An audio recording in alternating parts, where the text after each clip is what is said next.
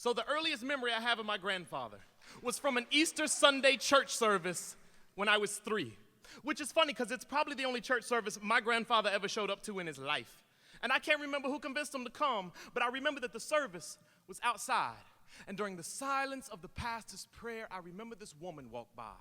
And with me sitting on his knee, my half-deaf grandfather cried, "If I could get a run at that, I would ride that motherfucker till the wheels fall off."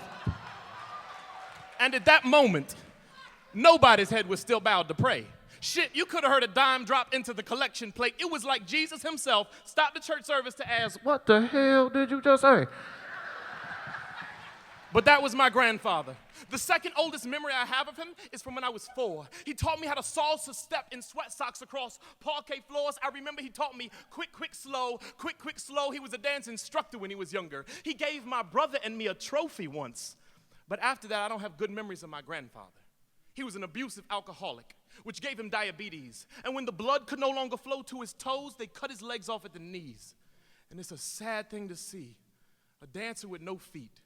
And by the time I was 8 or 10, people rarely talked to him like his friends. Didn't call him on birthdays or holidays. His children didn't speak his name. He didn't talk to his wives past nor present. By the time I turned 16, 18, my grandfather lay in a hospital bed dying and he could barely lift a limb. And the only person who still spoke with him was my mother. She would drive my brother and I twice a year to spend 2 days at a time with him. And I remember the last time I ever saw him alive.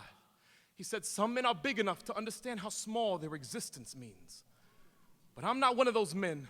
I got a lot of theories on living, but I've only learned one thing. And let me be the first to say that nobody's messed up their life more than me, but it doesn't matter how broken or battered or abused we've all become, because we're all worthy of something beautiful, something perfect, something pure. And it doesn't matter how far we've fallen or whether or not we're all brokenhearted. We all deserve to chase our own happiness until God calls us home, whether or not he caught us cursing during some Easter Sunday service. See, the only things we regret in life are the chances we're not willing to take. So when it comes to your own happiness, let there be no room for second place. So you run after what you want until one day when they take your legs, and then you use every impulse of your energy till you no longer have the strength to lift your head. And then every morning when you wake up, you breathe and you try not to forget what life tastes like. You try to remember the dance and hope that you can still get all them steps right. And if you find one moment of happiness in this short thing we call life, then you grab that moment, you hold that moment tight, and you ride that motherfucker till the wheels fall off.